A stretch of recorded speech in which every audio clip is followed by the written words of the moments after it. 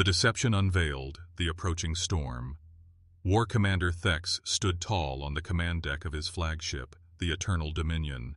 His 4 arms moved across the tactical displays with practiced precision, each gesture commanding respect from his crew. The Vorthan Empire had conquered 47 star systems in the past decade, and today would mark their 48th victory. Earth hung before them like a blue jewel, undefended and ripe for harvest. "Status report," Thex commanded, his voice carrying the authority of someone who had never known defeat. His massive frame, standing nearly 8 feet tall, cast shadows across the bridge as lesser officers scrambled to respond. Sub-Commander Crix, his most trusted advisor, approached with data tablets clutched in his secondary arms. "War Commander, long-range scans confirm our intelligence reports. The humans possess only primitive nuclear weapons and chemical propulsion systems. Their largest military vessels are barely 200 meters long. We detect no energy shields, no plasma weapons, no faster-than-light combat capability." Thex's mandibles clicked together in what passed for Vorthan laughter. 50 years ago, when our scouts first discovered this system, these creatures had just learned to split the atom. Now they play with rockets like children with toys. How pathetic. The war fleet stretched behind them in perfect formation, 200 heavy cruisers, each one capable of glassing a continent, 50 dreadnoughts that could crack a planet's crust, 1,000 support vessels carrying enough firepower to sterilize an entire world. The humans had no idea what was coming. "Sir, we are receiving a transmission from the planet," the communications officer announced, his voice tinged with amusement. "It appears to be some form of surrender offer." "Display it," Thex ordered, settling into his command throne. This would be entertaining. The unexpected message. The main screen flickered to life, showing a human male in what appeared to be a military uniform. The creature had short silver hair and calm blue eyes that seemed far too steady for someone facing extinction. Behind him, Thex could see what looked like a primitive command center with flickering screens and crude control panels. "This is Admiral Kane Blackwood of the Terran Defense Initiative," the human said. His voice was clear and professional, speaking in perfect galactic standard. "We are aware of your approach and your intentions regarding our world." Several bridge officers began laughing. The human was speaking their language fluently, which was impressive for a primitive species, but the content of his message was absurd. Admiral Blackwood continued as if he had not heard their mockery.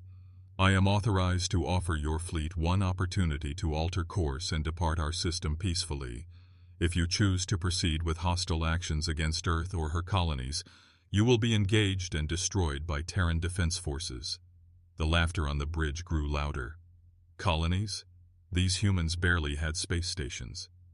"You have 30 minutes to begin your withdrawal," Blackwood concluded. "This is your only warning. Choose wisely, War Commander Thex." The transmission ended abruptly, leaving the bridge in stunned silence. "The revelation begins." "How did he know my name?" Thex whispered, his confidence shaking for the first time in decades. His scouts had maintained perfect stealth protocols. There was no way these primitives could have detected their approach, let alone identified individual commanders. "Sir," Crix said slowly, studying his instruments with growing alarm, "I am detecting some unusual energy readings from throughout the system. These signatures were not present in our original survey data." "Define UNU." "Swal," Thex demanded, moving to examine the tactical displays himself.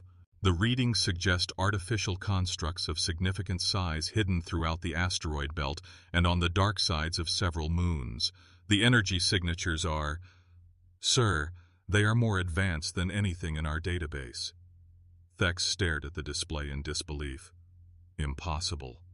Our intelligence clearly indicated this species barely achieved spaceflight.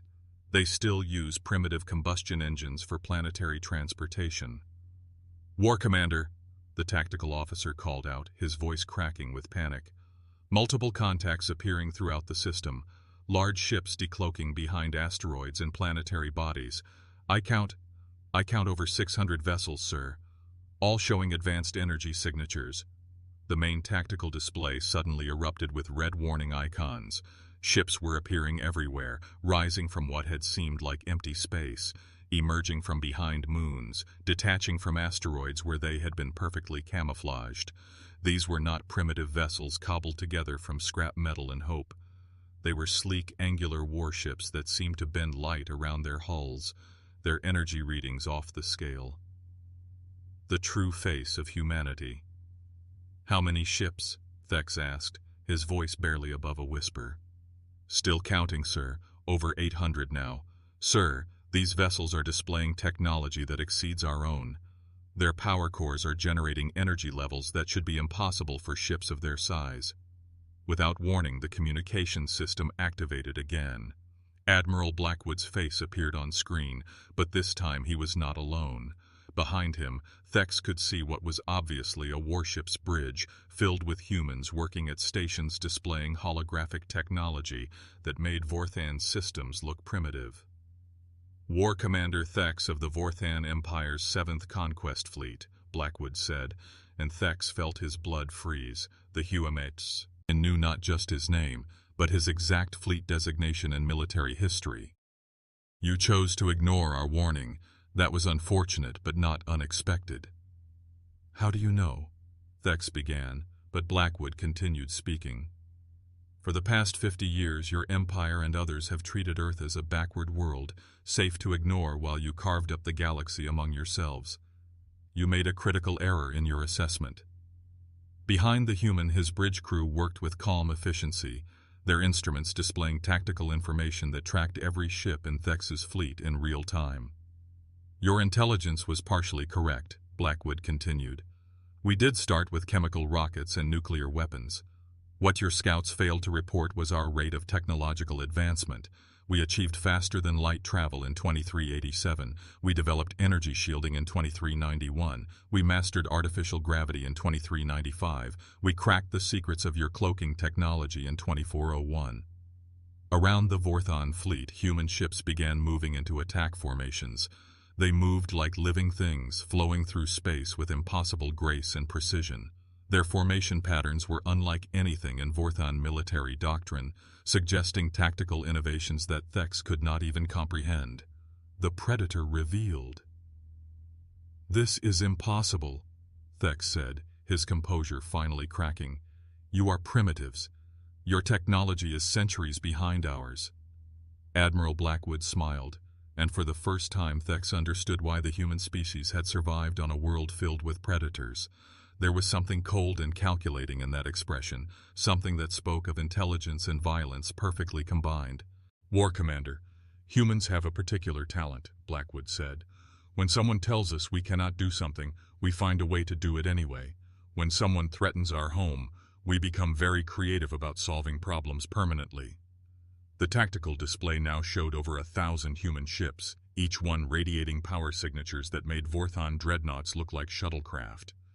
Weapon ports were opening along their hulls, revealing technology that made Thex's sensors simply display error messages. "You see, we have been watching your empire for decades," Blackwood continued. "We know your fleet compositions, your tactical doctrines, your weapon capabilities. We designed our ships specifically to counter Vorthan military technology. Every system, every weapon, every defensive measure has been crafted to defeat you." Thex tried to maintain his authority, but his hands were trembling. "You cannot possibly match our firepower. We have 200 heavy cruisers and 50 dreadnoughts." "We counted them," Blackwood replied, "along with your 1,000 support ships, your ammunition reserves, your fuel supplies, and the personal files of every officer above the rank of sub-commander. Our intelligence network has been tracking your fleet since you entered this sector 3 weeks ago." 3 weeks? That was impossible. His fleet had been using full stealth protocols and random jump patterns. There was no way these primitives could have detected them, let alone tracked them across multiple star systems. "The choice." "War Commander," Blackwood said, his tone becoming formal and cold. "You have a choice to make. You can order your fleet to surrender and withdraw from our system, in which case we will allow you to depart with your lives, and this story is a warning to your empire." He paused, studying Thex through the screen with those unsettling blue eyes. or you can attempt to carry out your original mission to conquer our world. I should mention that no Vorthan fleet has ever engaged human military technology in actual combat. You would be our first real test subjects. The tactical data would be invaluable as we plan our expansion into your territory. Expansion? The word hit Thex like a physical blow. These humans, who had been dismissed as irrelevant primitives, were talking about invading Vorthan space. Did you think we would remain on one world forever, War Commander? We have been prisoners of our own solar system for 50 years, watching while empires like yours carved up the galaxy. Now we are ready to ask some very pointed questions about that arrangement. The human ships were moving closer now, their formations tightening around the Vorthan fleet like a noose. Thex could see weapon systems charging, their energy signatures unlike anything he had encountered in decades of warfare. You have 30 seconds to decide, War Commander. Surrender and withdrawal or combat. Choose carefully. This decision will determine whether your empire remembers you as the commander who brought them a valuable warning, or as the fool who started a war they cannot possibly win. Thex looked around his bridge. His officers were staring at the tactical displays with expressions of growing terror. Outside the viewports, human ships moved like apex predators through water, beautiful and deadly in ways that made his stomach turn. He had come here expecting to harvest a defenseless world. Instead, he had awakened something that had been waiting in the darkness for 50 years, growing stronger and more dangerous with each passing day. The humans had not been ignored because they were primitive. They had been left alone because they were terrifying. 10 seconds, War Commander. 10 seconds, War Commander. Thex closed his eyes and tried to imagine explaining this to the Vorthan High Command. How could he tell them that the primitive humans possessed a fleet that could destroy his forces without breaking formation? 5 seconds. He opened his eyes and looked at Admiral Blackwood's face. The human was waiting patiently, but Thex could see the predator behind those calm blue eyes. This was a creature that had evolved on a world of constant warfare, refined by millions of years of competition and given 50 years to prepare for this exact moment. All ships, Thex announced to his fleet, his voice barely steady. Begin immediate withdrawal from the system. Set course for Vorthan space. Maximum speed. Admiral Blackwood nodded once. A wise decision, War Commander. Safe travels. As his fleet began its retreat, Thex stared at the human ships that watched them go, but he knew with absolute certainty that this was not the end. This was only the beginning. The humans were no longer content to remain in their system, and they had 50 years of questions for the galaxy that had ignored them. The hunter had become the hunted, and humanity was coming for answers. The hunter becomes the hunted. The pursuit. War Commander Thex watched his fleet's tactical display with growing dread as they fled through hyperspace. The human ships were following them, not pursuing, not chasing, following. The distinction was important and terrifying. A pursuit implied desperation, an attempt to catch an escaping enemy. Following suggested confidence, the patient stalking of prey that had nowhere to run. Status report on the human vessels, Thex commanded, trying to maintain some semblance of authority over his panicked crew.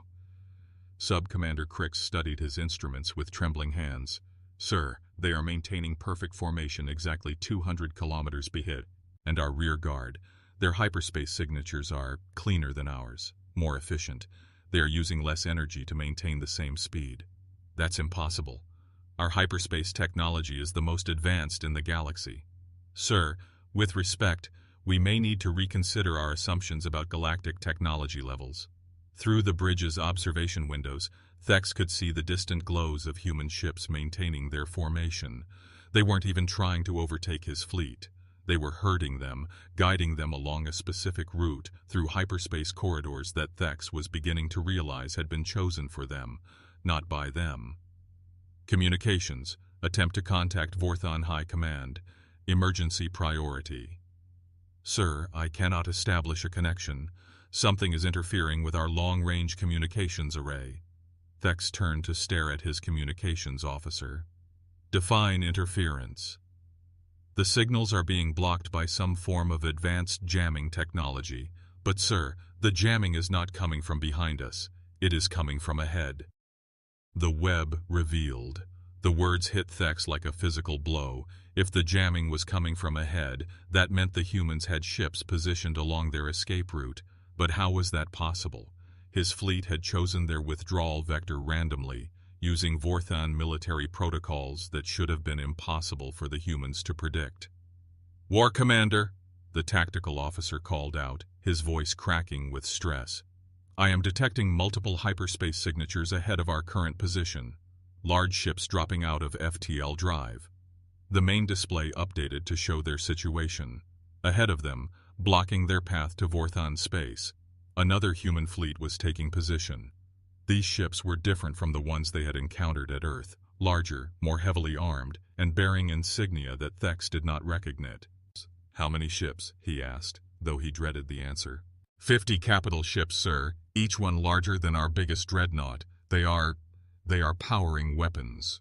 Behind them, the human ships that had been following began to close the distance. Thex realized with mounting horror that his entire fleet had been maneuvered into a trap. The humans had not simply detected his approach to Earth, they had been tracking his fleet's movements for weeks, possibly months, and had prepared this ambush in advance. "Drop out of hyperspace," Thex ordered. "All ships, emergency stop." As his fleet tumbled back into normal space, Thex found himself staring at a sight that would haunt him for the rest of his life. They were in a system he did not recognize, surrounded by human ships on all sides. But these were not the only surprises waiting for him. The hidden empire, floating in space around them, were massive structures that could only be described as cities. Orbital habitats that housed millions of beings, industrial complexes that stretched for hundreds of kilometers, shipyards that were currently constructing vessels larger than anything in the Vorthon fleet. This entire system had been converted into a human stronghold, and according to every star chart Thex possessed, this system was supposed to be empty. "How long have they been here?" he whispered, more to himself than to his crew. As if in answer to his question, the communication system activated. This time it was not Admiral Blackwood who appeared on screen, but a woman with short black hair and scars across her left cheek that suggested considerable combat experience. "War Commander Thex," she said, her voice carrying an authority that rivaled his own. "I am Commander Elena Cross of the Terran Expeditionary Force. Welcome to New Geneva, humanity's first extrasolar colony." Thex stared at her in disbelief. Colony. This system was surveyed by Vorthon scouts 15 years ago.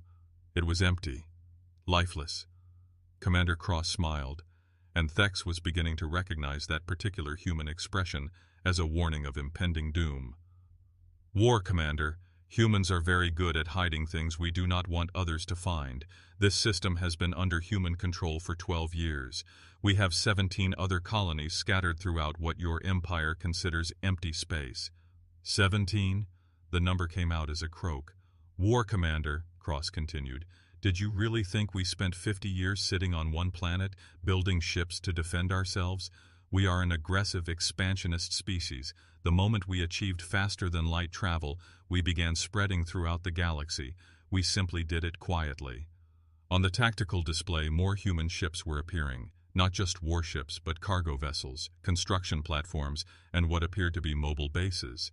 The humans had not simply built a fleet, they had built an interstellar civilization while the rest of the galaxy ignored them. The negotiation. "War Commander Thex," a new voice called out over the communication system. This time it was a Vorthon voice, speaking in their native tongue. "This is Ambassador General Vex of the Diplomatic Corps. I am aboard the human vessel Determination." Thex felt his legs nearly give out beneath him. "Ambassador General, how are you here? You were supposed to be on Vorthon Prime, negotiating mining rights with the Celestial Syndicate." "I was, War Commander. 3 days ago. The humans contacted our government directly and requested immediate diplomatic talks. I was transported here aboard one of their vessels. Their faster-than-light technology is considerably more advanced than ours. The journey from Vorthon Prime took 6 hours. 6 hours? That same journey would take a Vorthon ship 3 weeks. even with the latest hyperspace drives. War Commander, Ambassador General Vex continued, the humans have made their position very clear. They are no longer content to remain hidden in the shadows while other civilizations divide the galaxy among themselves. They intend to establish themselves as a major power, and they are offering other species a choice. What choice? Vex asked, though he was beginning to suspect he would not like the answer. Commander Cross appeared on screen again, flanked by several other human officers whose uniforms bore insignia Vex did not recognize. War Commander, the choice is simple.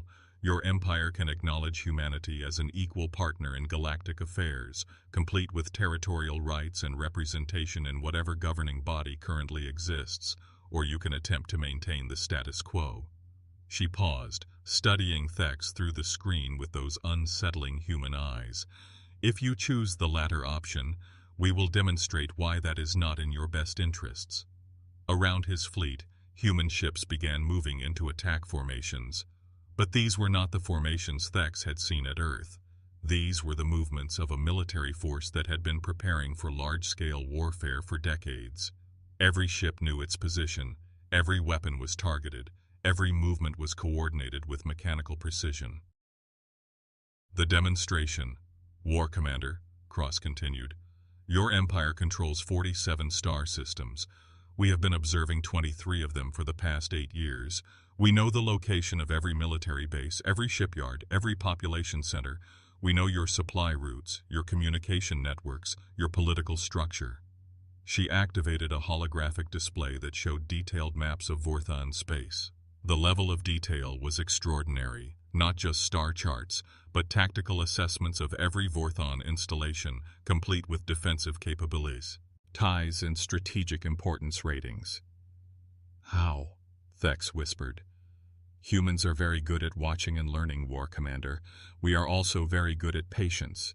While your empire was focused on conquering primitive worlds, we were studying you, learning your weaknesses, preparing for the day when we would announce ourselves to the galaxy. The display updated to show something that made Vex's blood run cold. Human ships, positioned throughout Vorthon space, had been observing his empire's activities for years. They had been invisible, undetected, cataloging every aspect of Vorthon civilization while remaining completely hidden. You see, War Commander, we did not simply build a fleet to defend Earth. We built an intelligence network that spans half the galaxy. We know things about your empire that your own high command does not know. Cross touched a control on her console and the display zoomed in on Vorthon Prime itself. The image showed the planet's surface in perfect detail, including military installations that were supposed to be classified at the highest levels of Vorthon security. For example, Cross continued, we know that your orbital defense platforms have a critical vulnerability in their power coupling systems. A precisely targeted electromagnetic pulse could disable the entire network for approximately 47 minutes. We know that your planetary shield generators rely on a rare mineral that you import from exactly 3 mining worlds. We know that your high command bunker has an emergency escape tunnel that exits into the old subway system beneath your capital city. The New Order. Vex sank into his command chair, overwhelmed by the scope of human preparation and intelligence gathering. They had not simply been building ships and weapons, they had been systematically analyzing every potential threat and opponent in the galaxy. What do you want? He asked finally. Admiral Blackwood's face appeared alongside Commander Cross. War Commander, we want what every species wants. Room to grow, resources to exploit, and the respect of our neighbors. The difference is that we are not asking for permission. The galaxy has operated under a certain set of assumptions for the past several centuries, Cross added. Older civilizations control the important systems. Younger species are ignored or absorbed. Military might determines territorial boundaries. We intend to change those assumptions. Blackwood leaned forward on his command chair. War Commander, humanity is announcing itself as a galactic power. We will be claiming 17 star systems that are currently considered unoccupied. We will be establishing trade relationships with civilizations that are interested in advanced human technology. We will be offering protection to smaller species that have been bullied by larger empires. And if we refuse to acknowledge your claims? Vex asked. Cross and Blackwood exchanged glances. "War Commander, we hope that will not be necessary, but if your empire chooses to contest our territorial claims or threatens human colonies, we will demonstrate why that is an unwise decision." The human ships around his fleet suddenly activated targeting systems. Weapon ports opened along their hulls, revealing technology that made Vorthon military hardware look primitive. Energy readings spiked to levels that should have been impossible, and Thex realized that everything he had seen so far had been a demonstration of restraint. "We do not want war, War Commander. We want recognition. But if war is what your empire chooses, then war is what your empire will get. And I promise you, it will be unlike any conflict the galaxy has ever seen. The return." 6 hours later, Thex's fleet was escorted to the edge of Vorthan space by a small contingent of human Vessi.